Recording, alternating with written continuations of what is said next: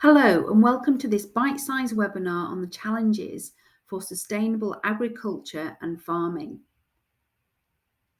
My name is Claire, the founder of SDG Changemakers, and I will be your host today.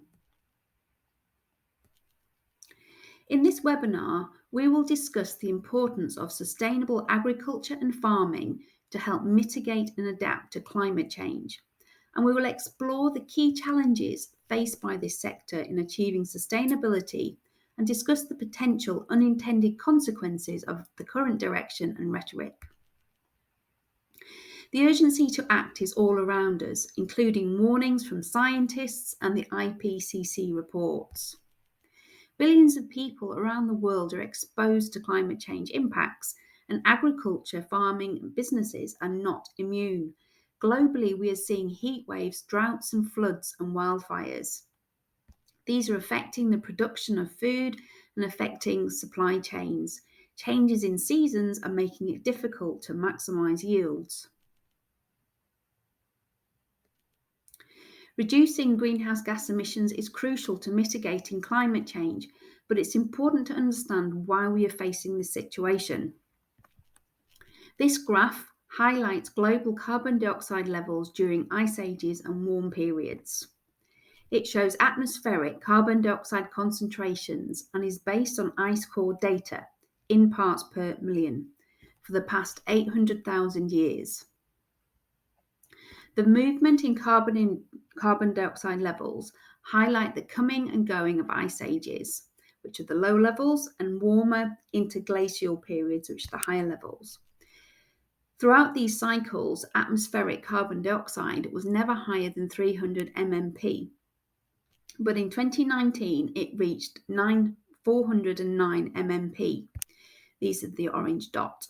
It's important to highlight that there has never been this much CO2 in the atmosphere over this time period, and it is in this period we have had the Industrial Revolution, and hence this clearly shows the impact of man on our planet.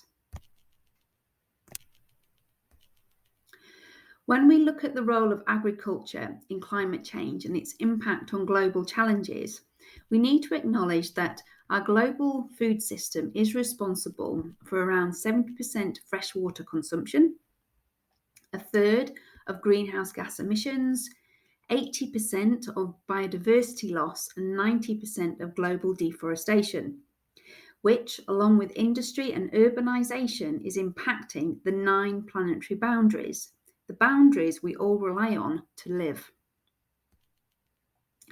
To create a sustainable food system, we need to know what the key attributes of a sustainable food system are and ensure we are looking towards fixing these in place. For instance, agriculture and food production is highly dependent on natural resources such as water, as mentioned in the last slide. By 2050, it's estimated that we will need to feed 10 billion people, which means production needs to increase. It is said that we will need 100% more food in the developing countries too. So while we have the juxtaposition of floods and droughts, water is finite and irreplaceable resource that is fundamental to human and planet well-being. It is renewable if well managed, such as using drip irrigation and recycling grey water where possible.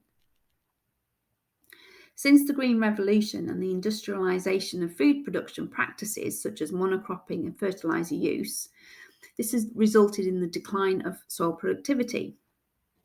There are many causes which we will explain in the following slides. It is thought, though, that a third of the world's soil is moderately to highly degraded, threatening global food supplies, increasing carbon emissions, and foreshadowing mass migration. A change in farming practices has never been more urgent. Healthy soil is a carbon sink, and it's crucial for carbon sequestration and achieving global carbon reduction targets. Biodiversity within and around agricultural landscapes contributes to crop diversity. By maintaining diverse habitats, farmers can promote the presence of beneficial insects and birds and other organisms that control pests, reduce diseases, and enhance crop pollination. This leads to increased crop yields and improved resilience against climate change impacts. Part of this process is reducing the use of harmful pesticides and nitrogen-based fertilizers, which also causes water pollution issues. When we talk about carbon sequestration, we often think about trees, and certainly halting deforestation will help. But it's important to consider who is contributing to deforestation due to their imports, such as food. For example, in this graph by Our World in Data, it shows that after adjustments are made for all the goods that the UK imports and exports, it caused more deforestation elsewhere than it did domestically. It was a net importer. Brazil, in contrast, caused more deforestation domestically in the production of goods for other countries than it imported from elsewhere. Therefore, it was a net exporter. This is a big one and often the media headline, but it's also mired in misinformation and causes a lot of distrust amongst different stakeholders. Sheep and cattle are ruminants and belch methane, it's a fact. And as a natural process, it's absorbed back into the natural carbon cycle. Methane, while a powerful greenhouse gas, is also one which lasts around 12 years in the atmosphere, unlike carbon dioxide, which can last between 300 and 1,000 years, according to NASA.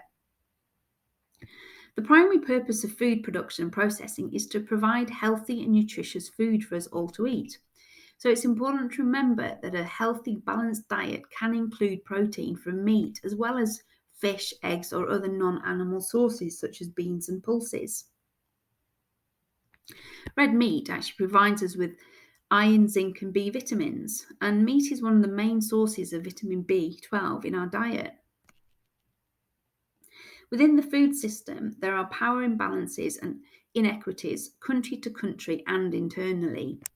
The differences between industrial farming, family farming, or subsistence farming needs to be acknowledged, as well as the fact that women are key players in the farming ecosystem around the world. But often they face barriers, including land ownership and bias from financial institutions. Often the rhetoric of the food system is overly simplified, with calls for generic land use change and alternative proteins, such as plant-focused or lab-grown, both of which require energy, packaging, transport, and retailers. Effectively, the same business-as-usual systems we already have in place. So when we actually look at the food system beyond just immediate concern for greenhouse gas emissions, these business as usual systems are actually part of the broader issue contributing to global challenges that we all face. There are potential trade-offs between sustainability practices and productivity in the short term.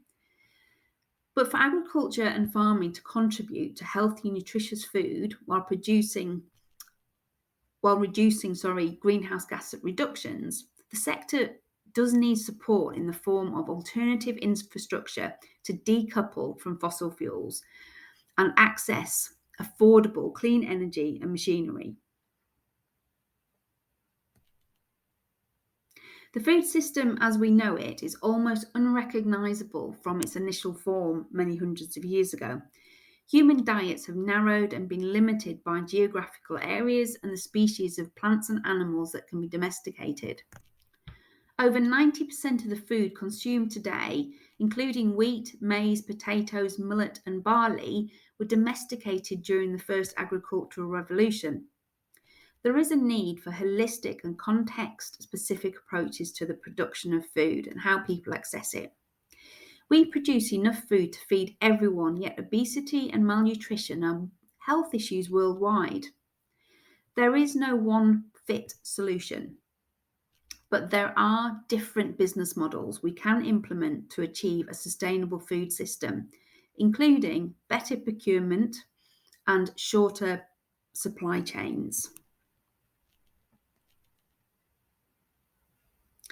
Thanks for listening today.